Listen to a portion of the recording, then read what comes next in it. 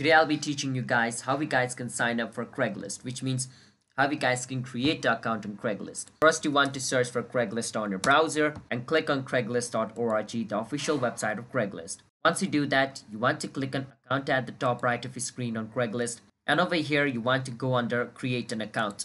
So to create an account on Craigslist, you need to enter an email. So create yourself an email address if you don't have it, but if you have it, enter your email address over here. After entering your email, click on create account.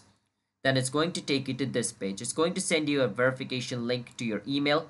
So go to your email to check the link sent by Craigslist. So I will do that. So as you guys can see, Craigslist has sent me this over here. So I will click on it. And in my case, it's showing me choose new password, but in your screen, it's going to show create account. So click on it and it's going to take you to this page. And from over here, you can click on go passwordless. But if you want to create a password, you can type your password over here to create yourself a password, and basically you have done it. But I will suggest you to go passwordless because it's easy to log in. But if you want to, you can create yourself a password. But yeah, that's how you guys can create yourself a Craigslist account. It's that simple.